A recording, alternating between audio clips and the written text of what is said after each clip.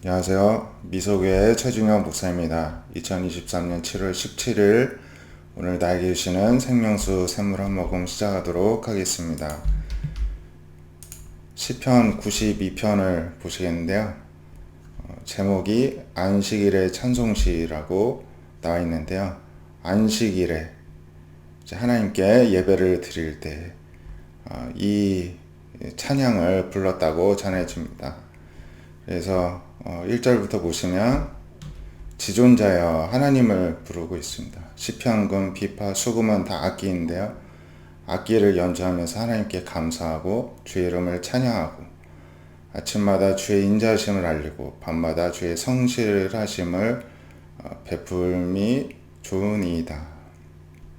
하나님께 감사와 찬양을 돌리면서 하나님의 인자하심과 성실하심이 너무 좋습니다. 이렇게 고백을 하는 것입니다. 인자하심은 우리에게 계속 하나님이 친절을 베푸시죠. 배려를 해주시고 불쌍히 여기시고 긍휼을 베풀어 주십니다. 그 인자하심이고요. 성실하심은 무엇입니까? 밤마다 우리의 안전을 위해서 하나님이 주무시지도 졸지도 않으시고 지켜주시고 자신의 약속을 수행하기 위해 성실히 일하시고 책임을 다하는 진실하심을 의미를 하는데요. 그것을 우리에게 끊임없이 아침마다, 밤마다, 날마다 베푸십니다. 그래서 그것이 너무 좋습니다. 이렇게 고백을 하는데 우리의 고백이 될 수 있길 원합니다. 이 좋다 할 때 이 단어는 하나님께서 천지를 창조하실 때 창조하시고 난 다음에 하나님이 보시기에 좋았더라 이렇게 말씀을 하는데요. 그 좋다는 단어와 같습니다. 그래서 하나님도 이 세상을 보시고 우리를 보시고 좋아하시듯이 우리도 하나님을 보고 좋아할 수 있기를 원합니다. 그리고 하나님께 주께서 행하신 일로 나를 기쁘게 하셨으니 주의 손이 행하신 일로 말미암아 내가 높이 외치겠습니다. 하나님의 하신 일을 외치겠습니다. 여호와여 주께서 행하신 일 어찌 그리 크시고 주의 생각이 깊으십니까? 감탄을 하면서 외치겠다는 것입니다. 어리석은 자도 알지 못하고 무지한 자도 이를 깨닫지 못합니다. 악인들은 풀같이 자라고 악을 행하는 자들은 다 흥황할지라도 영원히 멸망할 것입니다. 하지만 하나님이여 주는 영원토록 지존하시고 존재하시는 분이십니다. 이렇게 고백하고 싶다는 것입니다. 주의 원수들, 하나님의 원수들은 다 패망하겠죠. 그래서 정녕 주의 원수들은 패망하리니 죄악을 행하는 자들은 다 흩어지리라. 이제 하나님을 가장 등진 사탄, 그리고 하나님을 등진 사람들은 다 사탄의 졸개들이라 할 수 있겠죠. 주인이 사탄이니까 그 열매가 될 하나님을 등지는 것입니다. 다 흩어지게 될 것이다. 이렇게 고백합니다. 주께서 내 뿔을 들소의 뿔같이 높이시고 내게 신선한 기름을 부으셨나이다. 나의 어떤 힘을 상징하는 뿔을 높이 들어 올려주시고 나에게 신선한 기름으로 충만하게 채워주신다는 것입니다.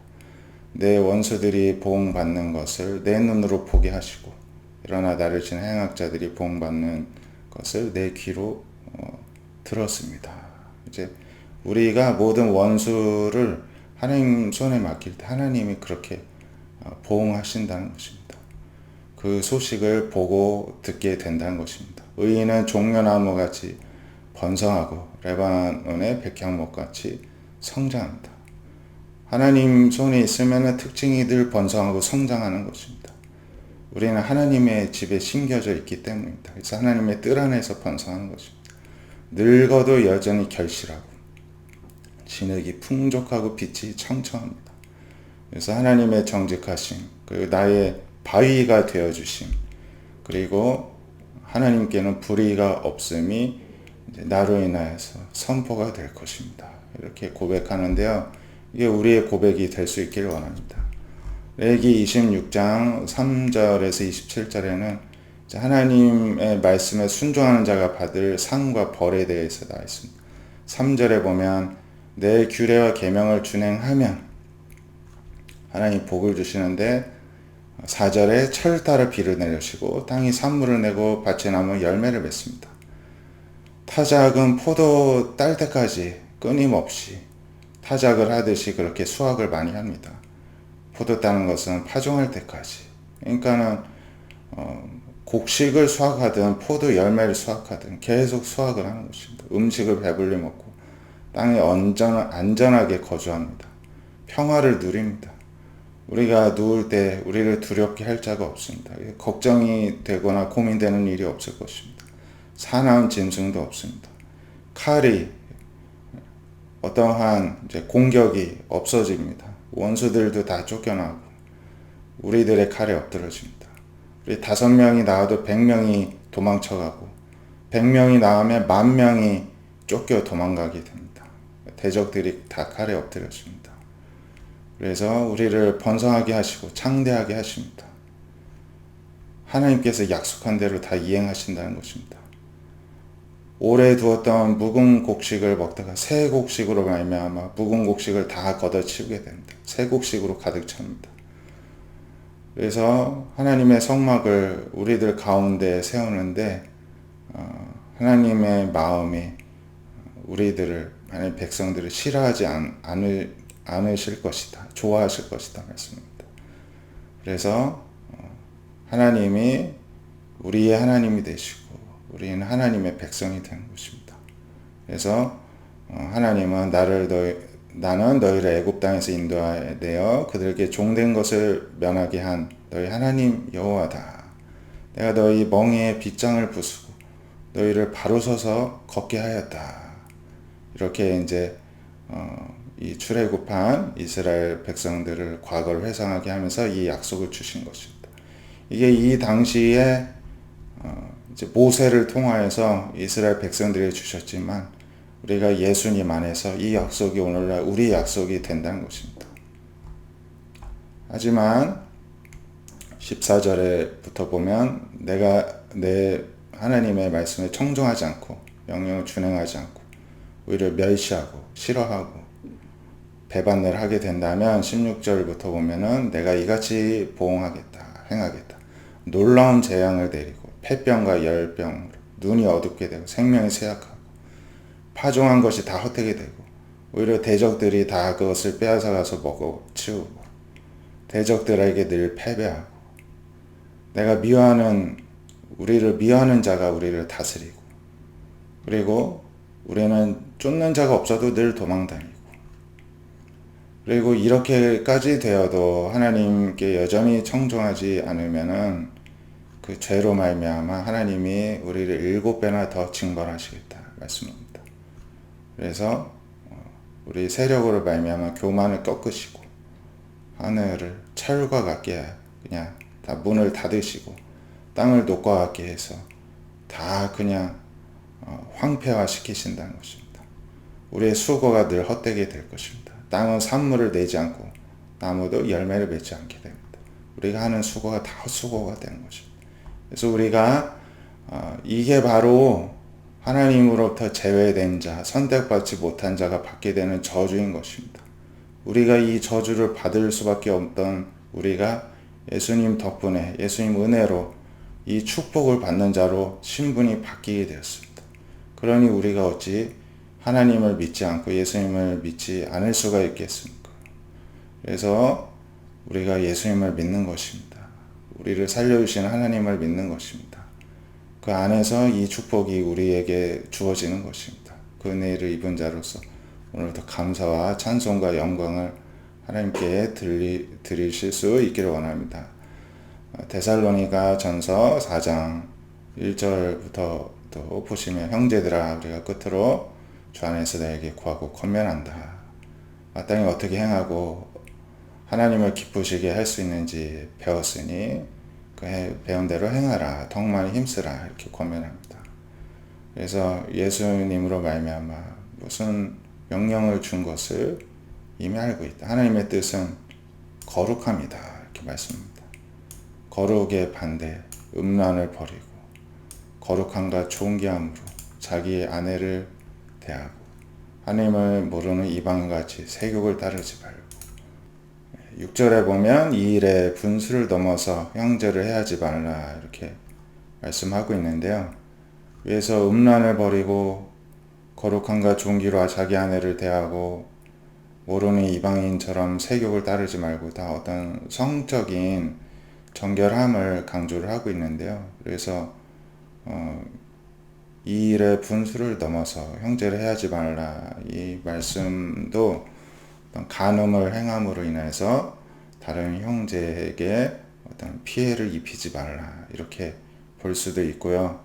또 한편으로는 위에 5절까지의 내용과 전혀 다른 내용으로서 어떤 상도덕 간의 상거래를 할 때의 욕심 때문에 분수에 넘어서서 더 가지려고 하다가 다른 형제에게 손해를 끼치지 말라 이렇게 보는 분들도 있습니다. 어떤 경우든지 어떤 우리에게 주신 한도와 경계를 넘어서서 누구를 해하는 일을 하지 말라는 것입니다. 그래서 그 이유는 우리가 너희에게 미리 바라고 정한 것과 같이 이 모든 일을 주께서 신원하여 주심이라. 신원하여 주신다. 이 말씀을 다른 번역으로 이제 표준 세번역, 공동 번역 이제 번역으로 이렇게 보면은요, 주님께서 이런 모든 일을 징벌하시기 때문이다.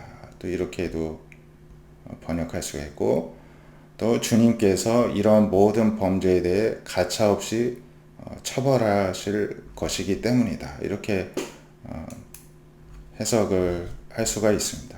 그러니까 이렇게 어떠한 거룩을 버리고 어떤 하나님이 금지 명령을 어기게 되면 하나님께서 결국에는 징벌을 하신다는 것입니다. 그에 상응한 대가를 치르게 하신다는 것입니다. 그래서 하나님이 우리를 부르심은 이런 부정한 상태 그대로 두시기 위해서가 아니라 결국에는 우리를 거룩하게 만들기 위해서라는 것이죠. 그러므로 이러한 거룩을 저버리는 사람은 사람을 저버리는 게 아니라 결국에는 그의 성령을 주신 하나님을 저버리는 결과가 된다.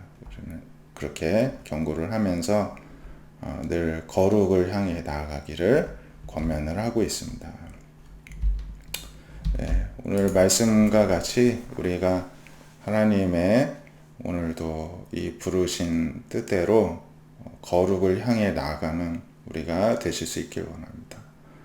또한 늘 하나님의 인자하심과 성실함을 감사와 찬양을 올려드리는 우리가 되기를 원하고, 또 하나님의 모든 약속과 축복을 예수님 안에서 누리시는 우리가 되시기를 바랍니다. 기도하겠습니다.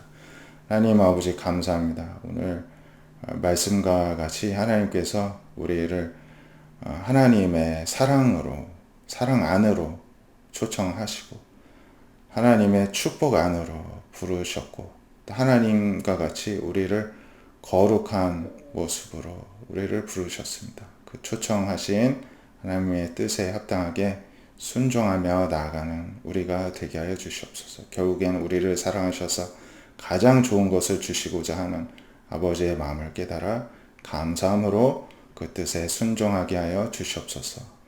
또한 하나님, 지금 우리나라 곳곳에 많은 또 비가 내려서 생명을 잃고 재산을 잃고 가슴 아파하는 많은 국민들이 있습니다. 불쌍히 여겨 주시옵시고 하나님께서 치료하여 주시고 치유하여 주시오며 위로하여 주시고 회복시켜 주시옵소서. 더 이상의 하나님 또한 손실이 없도록 하나님께서 우리 모든 국민들을 지켜 보호하여 주시옵소서. 또한 한 주간의 삶도 하나님 손에 맡겨 드리오니 늘 하나님 앞에 범하는 우리 모든 주의 백성들 되게 하여 주시옵소서. 예수님의 이름으로 기도드립니다. 아멘. 오늘도 하나님의 부르신 뜻대로 하나님 안에 거하시는 저와 여러분 되시기를 축복드립니다. 감사합니다.